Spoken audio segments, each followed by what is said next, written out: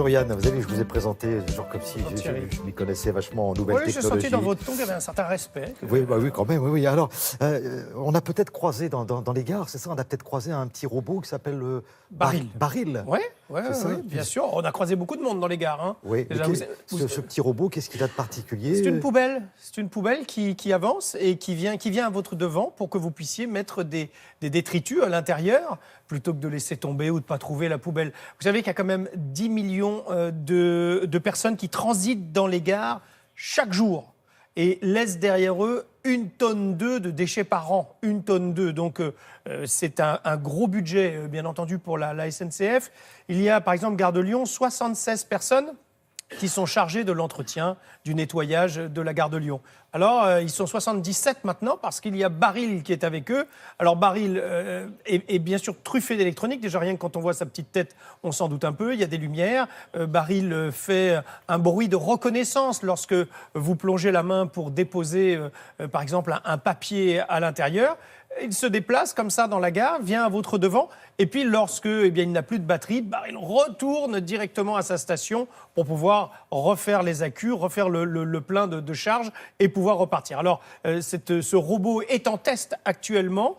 On verra dans quelques jours si on continue de croiser Baril. Ça sera bon signe, ça voudrait dire que ça a fonctionné. Nous, on avait envie de le rencontrer. On n'est pas déçus. On n'est pas déçus d'avoir fait sa rencontre.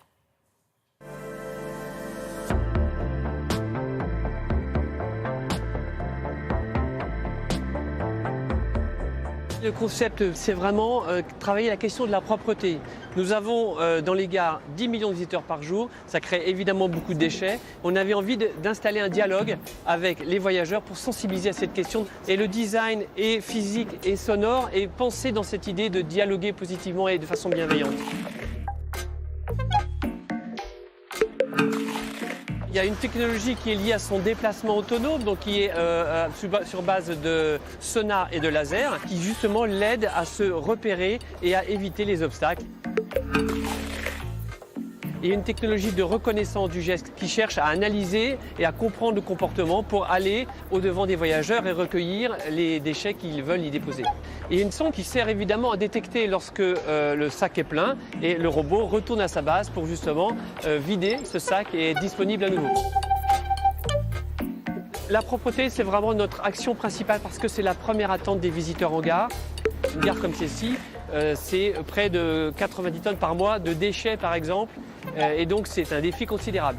Le deuxième aspect, c'est l'innovation et nous sommes très sensibles à de quelle manière les robots peuvent nous aider dans notre service. Et ici par exemple, nous avons déployé il y a 2 ans le premier robot laveur autonome en Europe et nous avons d'autres expérimentations sur l'orientation ou sur la purification d'air par exemple. C'est un petit peu une rockstar puisqu'il a fait une grande tournée dans toute la France. Il y a 15 dates, il y en a encore 2 bientôt dans l'est de la France. À l'issue de cette grande tournée qui a duré 1 an, on va faire un retour d'expérience, analyser comment il interagit, ses fonctionnements et comment on peut l'industrialiser. Et voilà le beau prototype qui termine son tour d'honneur. Bon, ça c'est un test, hein, on précise Yann, c'est un test. Ouais.